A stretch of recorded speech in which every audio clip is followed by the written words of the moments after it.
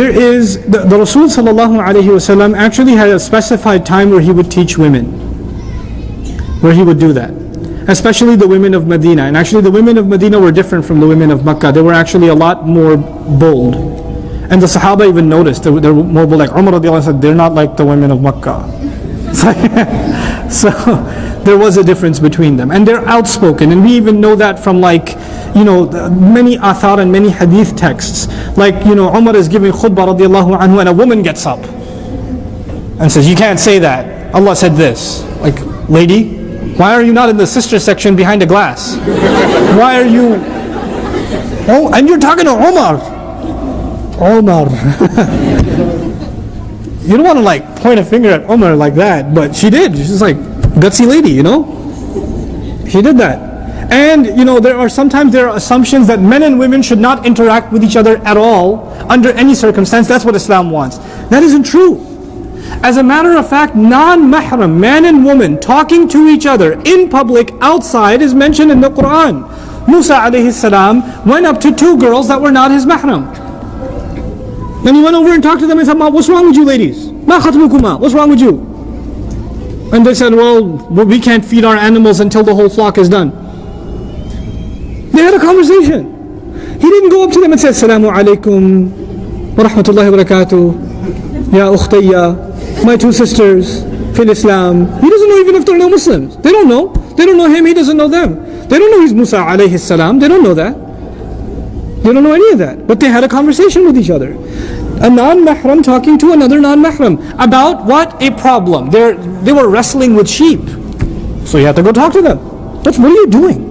What's going on? Can I help with something? But he didn't prolong the conversation. He kept it to the point. What are we learning in Quran? If you keep your conversation to the point, it's fine. You might have a female co-worker. You might have a class. I have students. I have to answer their questions. They have a right to me as much as the brothers have a right to me. Because I'm teaching a class. It's a matter of justice. I can't put them in the back and not give them the same kind of attention. It's not fair. And I brought this up. If in education, is it fair or not? This is no. It's acceptable. There are ulama that are more conservative on this, and there are ulama that allow it too. But there are plenty of mainstream Ahl Sunnah across the schools of thought scholars that allow this. That allow, for example, this kind of setting, if it's meant with certain kind of restrictions. There shouldn't be small talk. If I crack a joke, it's to the entire audience, not to sisters by themselves, or something, because that's inappropriate. That's not right. Right?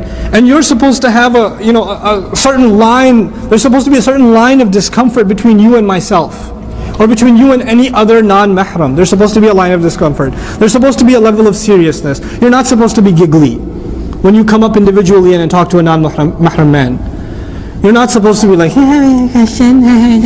no, I have a question, brother. You said this. Why? Learn to be like that. Learn not to be giggly around non-mahram men. Not smiley. Jazakallahu khairan for so many things you're doing. No. Say that on your own. Don't come up and say it to me. Don't come up and say it to me. Say that to your dad. Jazakallahu khairan, Baba. You're so awesome. Great. When you come up to a non-mahram, if it's your teacher, if it's the imam of the masjid, if it's your employer, keep a serious tone. Keep a serious tone. When a woman uses a serious tone, the man becomes serious automatically.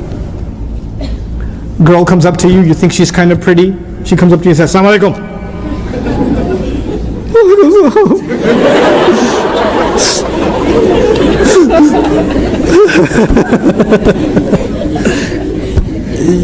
You're not going to get your play around now. It's done.